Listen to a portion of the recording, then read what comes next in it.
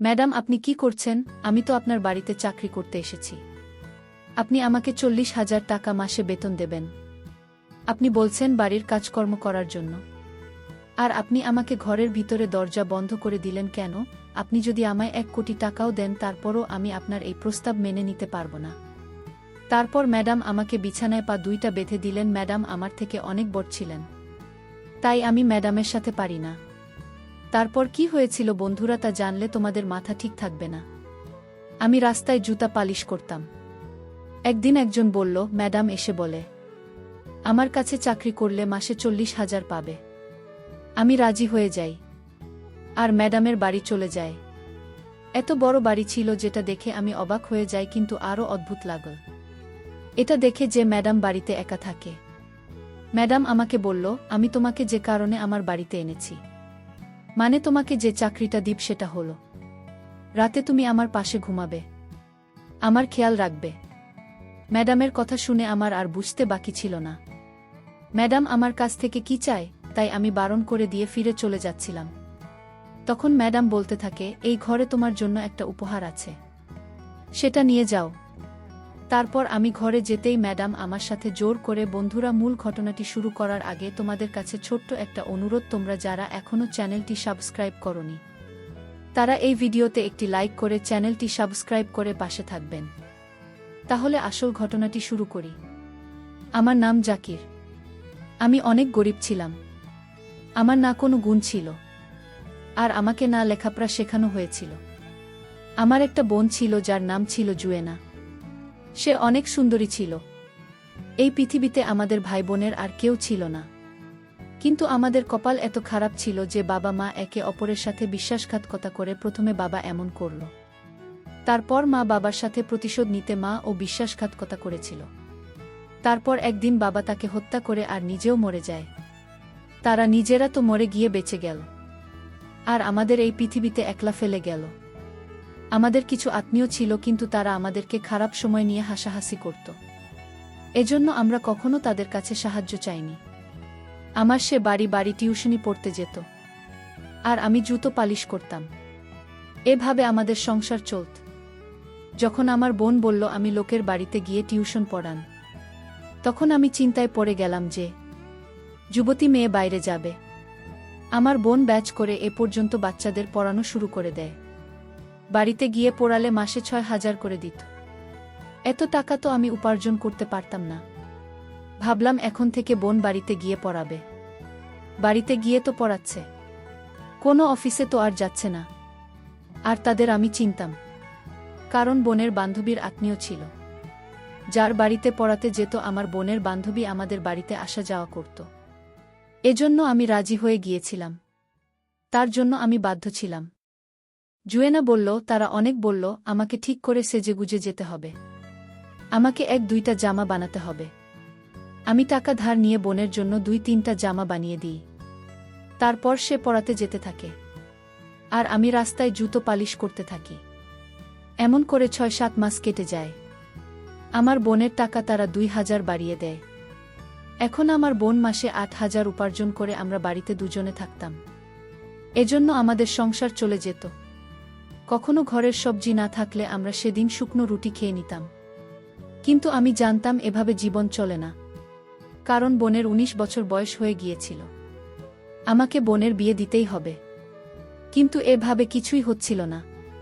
একদিন রাস্তায় বসে জুতো পালিশ করছিলাম। তখন আমার কাছে এক ম্যাডাম আসে। আমি অবাক হয়ে ভাবি যে ম্যাডাম এদিকে কেন আসছে, কারণ আমি ম্যাডামদের জুতা পালিশ তো করতাম না, আর ম্যাডামদের জুতা পালিশ করা লাগে না। কিন্তু সেই ম্যাডাম আমার কাছে এসে থেমে গেল। কিছুক্ষণ আমার দিকে তাকিয়ে কিছু একটা ভাবতে ভাবতে ভাবনার হারিয়ে গেল। আমি জুতোর দোকানের সামনে বসতাম। জুতোর দোকান অনেক বড় ছিল, এজন্য সামনে বসতাম। দোকানের সামনে একটা বসার জায়গা ছিল, সেখানেই বসে পড়ল। তাকে দেখে অনেক বড়লোক মনে হচ্ছিল। তার বয়স 35 হবে।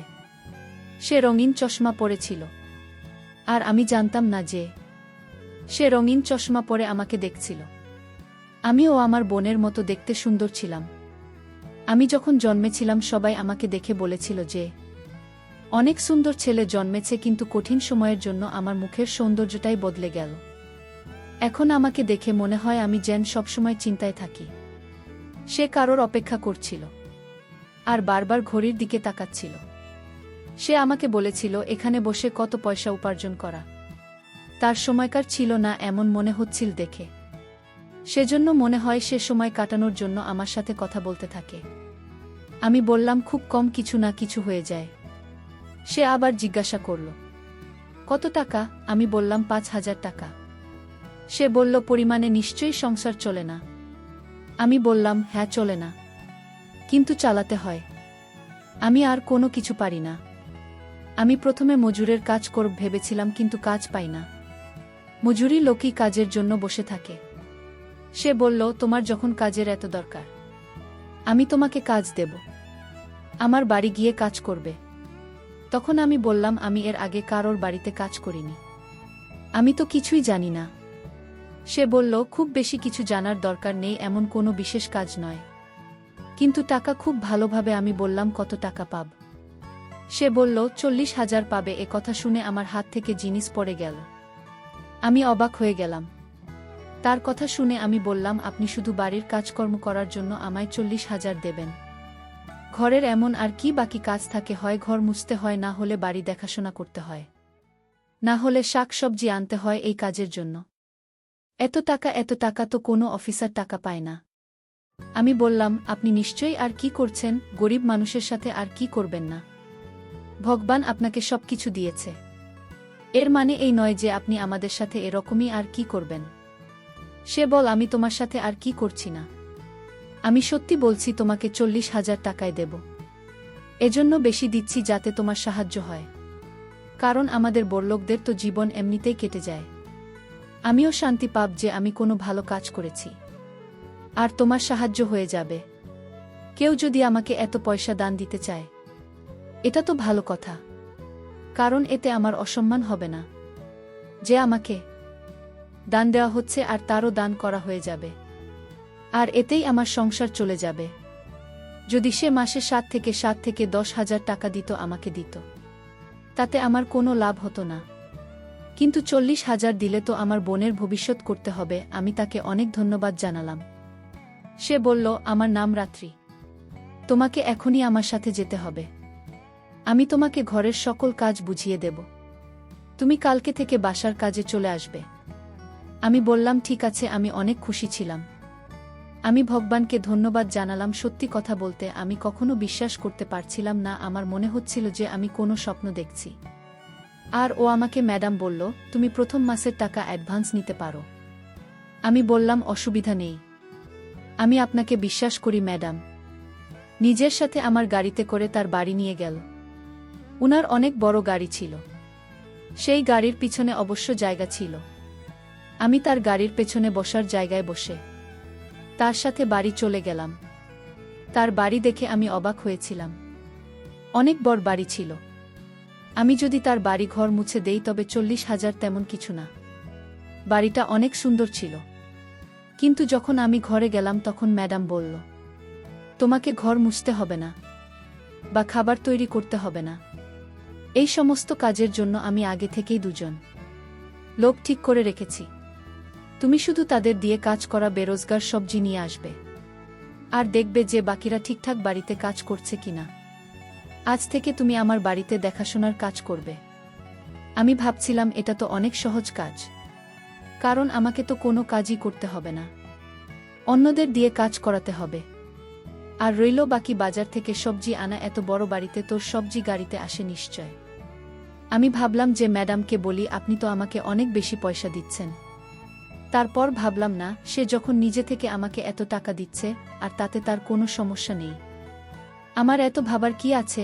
ম্যাডাম বল কাল থেকে তুমি রোজ বাড়ির কাজে আসতে পারো, আর রাতে যদি তুমি এখানে থাকতে চাও তাতেও আমার কোনো অসুবিধে নেই। আমি বললাম যে এই ব্যাপারে আমি আপনাকে ভেবে জানাবো। ম্যাডাম বলল কাল থেকে পরিষ্কার হয়ে আসবে, কারণ তুমি এখন জুতা পালিশ করার লোক নয়, বরং একটা বড় বাড়ির দেখাশোনা করবে। এটা ভেবে আমারও আনন্দ হচ্ছিল। হঠাৎই আমার ভাগ্য বদলে গিয়েছিল। একদম রাস্তার ধারে বসে জুতো পালিশ করতাম, আর এখন এত বড় বাড়ির দায়িত্ব আমার উপর ছিল। ম্যাডাম আমাকে অ্যাডভান্স টাকা দিয়ে দেয়। আমি ভাবলাম এত বড় খুশির খবর। আমি প্রথমে আমার বোনকে শোনাব। তারপর ভাবলাম না, এখন বোনকে বলবো না যে আমি এত বড় চাকরি পেয়েছি। আমি এই পয়সাগুলো জমাবো। যদি এখন বলি তাহলে সব পয়সা খরচা করা শুরু করে দেবে। আমি সিদ্ধান্ত নিয়েছিলাম যে ৬-৭ মাস পর্যন্ত আমি পয়সা জমিয়ে বোনের জন্য গয়না বানাব। আর যখন বোনের জন্য একটা ভালো ছেলে খুঁজে বিয়ের জন্য, তারপর আমি তাকেই চাকরির ব্যাপারে বলবো। তখন সে অনেক খুশি হবে। তাছাড়া আমাদের বংশে মেয়েদের তাড়াতাড়ি বিয়ে দিয়ে দেয়। আমার বোনের ১৯ বছর বয়স হয়ে গিয়েছিল। সে হিসাবে তার বিয়ের বয়স পার হয়ে যাচ্ছিল। কারণ আমার মায়ের বিয়ে শুধুমাত্র ১৬ বছর বয়সেই হয়ে গেছিল। আর বিয়ে হতে হতে ১২ বছর চলে গিয়েছে। আমার কোনো প্রস্তুতি ছিল না। আর আমাদের আত্মীয়রা তো কোনো কাজেরই ছিল না। কিন্তু কথা শোনাতে সবার আগে ছিল তারা বলতো আমি নাকি আমার বোনকে বাড়ি বানিয়ে দেব। আর তার বিয়ে হবে না। কি করে হবে? তার কাছে তো কোনো পরিচয় নেই। আমি সবার মুখ বন্ধ করতে চাইতাম। আর সবাই জানতে পেরেছিল যে আমি আমার বোনের জন্য অনেক চমৎকার জিনিস বানিয়েছি। এই জন্য আমি আমার বোনকেও জানাই। কিন্তু রাত্রিবেলা আমার বোন বলল, আজকে তোমাকে অনেক খুশি লাগছে। আমি বললাম, হ্যাঁ, আমার কাছে অনেক লোক এসেছিল। এই কথা শুনে সে আর কিছু বলল না, সে অনেক খুশি ছিল। আমি বললাম, তুমি এত খুশি কেন? সে বলল, আমি যেখানে পড়াশোনা করাই সেখানে পরের মাস থেকে ২,০০০ বাড়িয়ে দেবে। মানে আমার টাকা ৯,০০০ হয়ে যাবে। বাচ্চাদের ক্লাস বেড়ে যাচ্ছে, সেজন্য একটু বেশি পরিশ্রম করতে হবে। আমি বললাম, পরিশ্রম তো করতেই হবে, তবেই তো কিছু পাওয়া যায়। আমার বোন রাতের খাবার বানিয়েছে। আমরা খাবার খেয়ে শুয়ে পড়ি। আমি তাকে বললাম, আজ থেকে আমি অনেক কাজ করব। কারণ আমাকে অনেক টাকা জমাতে হবে। আমি কখনো সকালে ঘুম থেকে উঠতাম না, কিন্তু এখন উঠতে হবে। আমি অবাক হয়ে যেতাম এটা ভেবে যে এত বড় বাড়িতে ম্যাডাম একা থাকে কিভাবে। আমি তো ভাবতাম এখানে হয়তো আরও লোক থাকে, কিন্তু এখানে তো চাকরি বসেছিল আর থাকার মতো কেউ ছিল না। ম্যাডাম ছাড়া রাত জেগে থাকত। আর পরের দিন ১২টা অবধি ঘুমাত। খাবার খেত না। ঘুম থেকে ওঠার পর চা খেত। যখন আমি থাকতাম তখন শুধু একবেলা খাবার খেত। সেখানে অনেক রকমের খাবার থাকত। সে খাবার খেয়ে আবার শুয়ে পড়ত। সারা রাত জেগে থাকবে, আজ সারাদিন ঘুমাবেন। বড়লোকদের জীবন এমনই হয়। এখানে অনেক বেশি বাড়ির কাজ থাকত না। শুধু সবার দায়িত্ব আমার উপরে ছিল। আর এটা আমার খুব ভাল লাগত। একদিন আমি সব জানতে চাই। আর আমাকে যে টাকা দেওয়া হয়েছে সেখান থেকে ২,০০০ বেঁচে যায়। আমি ম্যাডামকে ফেরত দিতে গেলে ম্যাডাম বলল, রেখে দাও, এটা তুমি উপার্জন করছো। কারণ এর আগে যে বাজার করতে যেত সেই টাকায় কম সবজি কিনে আনত। তুমি তো অনেক বুদ্ধি দিয়ে বাজার করেছ, এত জিনিস কিনেছ, আবার টাকাও বাঁচিয়েছ। তাই এটা তোমার পুরস্কার। আর সে আমার অনেক খেয়াল রাখত, যেন আমাকে সবসময় যে আমি ঠিকমতো বাড়ির কাজ করছে কিনা। ম্যাডাম আমাকে বলল, আজ রাতে তুমি বাড়ি যাবে না। আমি বললাম যে না, আমি বাড়ি যাব। আমার দরকার, বাড়িতে অনেক কাজ আছে। ম্যাডাম আমাকে ঘরে নিয়ে বলল, তোমার সাথে দরকার আছে। আমি তোমাকে বলছি। আমি সেই ঘরে ম্যাডামের জন্য ২ ঘন্টা অপেক্ষা করতে থাকি। কিন্তু সে আর ছিল না। আমি ভাবছিলাম যে কি এমন হতে পারে, ঘরের সব কাজ তো হয়ে গেছে। ২ ঘন্টার পর কিনা সে খুব সেজেগুজে আসে। অনেক সুন্দর দেখতে লাগছিল তাকে, নিজের বয়সের থেকে অনেক কম বয়সী মনে হচ্ছিল। আমি জিজ্ঞাসা করলাম, আপনি কি কোথাও যাবেন? আমি ভাবলাম আপনি কোথাও যাবেন, হয়তো চাকর ছুটিতে গেছিল, তাই আমি ম্যাডামকে ছেড়ে দিতাম। আমি গাড়ি চালাতে জানতাম, কিন্তু সে আমার পাশে এসে বসে গেল। তারপর অদ্ভুতভাবে আমার দিকে তাকিয়ে রইল। আমি বললাম, এমন করে কি দেখছেন? সে বলতে লাগলো, চুপ করো, এখনকার দিনে কেউ এতটাও বোকা হয় না। আমি কেন তোমাকে চাকরিতে রেখেছি তুমি কি বুঝতে পারছো না? তুমি এতটা বোকা না। আমি সব চাকুরেদের ছুটি দিয়েছি, তোমাকে এখানে রেখেছি। আমি তৈরি হয়ে এসেছি। কেন এসেছি তুমি কি বুঝতে পারছো না? তুমি কোনো ছোট বাচ্চাও নয়, তোমার বয়স ১৭ হবে। আমি অবাক হয়ে গেলাম, অনেক চিন্তিত হয়ে গেলাম। ম্যাডাম বলল, তোমার কিছু হবে না। আমি তোমাকে গাড়িতে নিয়ে ঘুরছি, এতে তুমি খুশিই না? আমি বললাম, না, আমি এরকম করি না। আমি সেখান থেকে চলে যাওয়ার চেষ্টা করলাম, তখন সে আমাকে বলল, আমি তাকে বারণ করেছিলাম। আমি তাকে বললাম, আপনি আমাকে দিয়ে সব কিছু করাতে পারেন না। আমি এমন কখনো করব না। আমি আপনাকে নিজের ম্যাডাম মনে করি। আপনার জন্য আমার মনে অনেক সম্মান আছে। আমি তাকে ২-৪টা কথা শোনাই।